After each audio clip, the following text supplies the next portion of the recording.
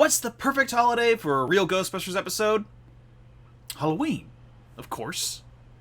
It was bound to happen sooner or later. When you have a show that revolves around concepts like ghosts, demons, and other supernatural whatnots, a Halloween episode is inevitable. Luckily, the real Ghostbusters stab at the holiday is actually pretty good. When Halloween Was Forever is another one of those first season episodes that resonated with viewers, and it stands as a strong example of what the series' best episodes were like. It starts out pretty simple, though. Halloween is fast approaching, and the city's hauntings are, skyrocketing. The Ghostbusters are kind of having a hard time with what should be routine jobs. A piece of cake, Dr. Venkman? I never said that. Even if I said it, I never said it. As always, Egon has a theory.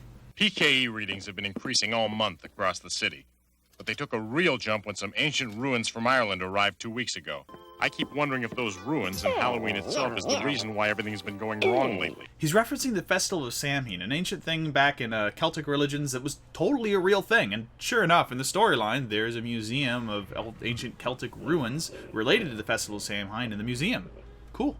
Of course, a couple of local goblins come in, activate the ancient rubble, and unleash an unholy monster on the city. We don't get a very good look at the villain at first, but the shadowy figure flies around the city, bringing gargoyles to life, creating demon candy apples, and causing general chaos. So, what do the Ghostbusters do? Nothing at first. The team is back at the firehouse, just hanging out and playing checkers. Eventually, the two goblins show up at the front door to trick-or-treat, and the team gives chase. Meanwhile, the spirit that escaped the ruins is above the city, gathering all the ghosts together to execute his plan. Make sure Halloween never ends. From this moment on, the world shall know only eternal night. His power even draws Slimer in, against his will, but when the mascot gets there, he isn't welcome. You have the stench of mortals about you. You live with them. It's a quick scene that just sort of hammers in the fact that Slimer is a reformed ghost, a good ghost, somehow different from all the other spooks out there in the city, in that he doesn't have this natural desire to be evil, just generally mischievous to who he considers his friends, which continues to hit the nail on the head about that thing about how ghosts are more than just nuisance entities, and maybe the Ghostbusters shouldn't be putting them in prison all the time. I gotta revisit this at some point. I know the show never addresses it, but moral quandaries, man. The Ghostbusters are still not aware that Sam Haines escaped, or even that he's around, and they're just struggling to keep up with the chaos in the city. But they have noticed that something weird is going on with their watches. How long have we been at this anyway? What time do you have? Hey, this can't be right. It's been hours since we started. Time is slowing down. As always, Egon figures things out. 1. Halloween started to celebrate night's creatures. 2. Suddenly we're up to our hips in them. 3. Night's falling everywhere. 4. Time is slowing down. Conclusion? It'll be Halloween forever. Figured that out pretty quick, man. The villain apparently senses that it's time for him to show up and explain things. I have come to give my gift. The gift of eternal night. For I am Samhain. I am Halloween. So, he's Eternal Night, and Egon responds in the only logical way. Shine a light on him. Yeah, well, this mortal would like to get a better look at you. Yep, a flashlight is all it takes. Egon immediately cracks a plan to save the city. That's it. We should make fun of the way he dresses? No, it hates light. I know what to do, but I need a distraction. What should we do? Try a frontal attack. That'll keep him busy. Why do I have the terrible feeling that I'm not going to enjoy this at all?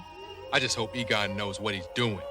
The journey to the top of the building is this cool one-shot thing where we get to see Winston, Ray, and Peter climbing upstairs and blasting all these Halloween monsters. It's really neat. Once on top, they manage to distract Samhain long enough for Egon to weaken him with spotlights, which throws him off guard enough for the team to actually capture him.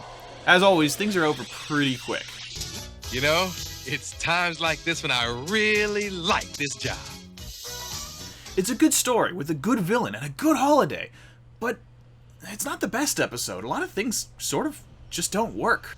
There's a lot of jokes here that just fall flat, and the animation is terrible. Some of the worst I've seen in the show so far. Characters look off-model and their movement is almost never fluid. And overall, the episode's just kind of ugly. Sammy's Pumpkinhead design looks great for Halloween, on the other hand, though maybe not accurate to the ancient festival he's named after. But his character ends on a great note. When the team dumps him into the containment unit, he's quietly waiting for his next chance to escape and rule the night. It's awesome.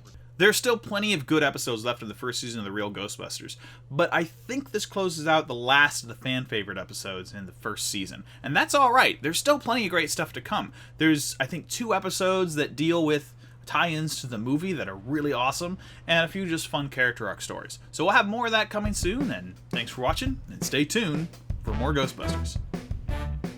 Watch my thumbs dance.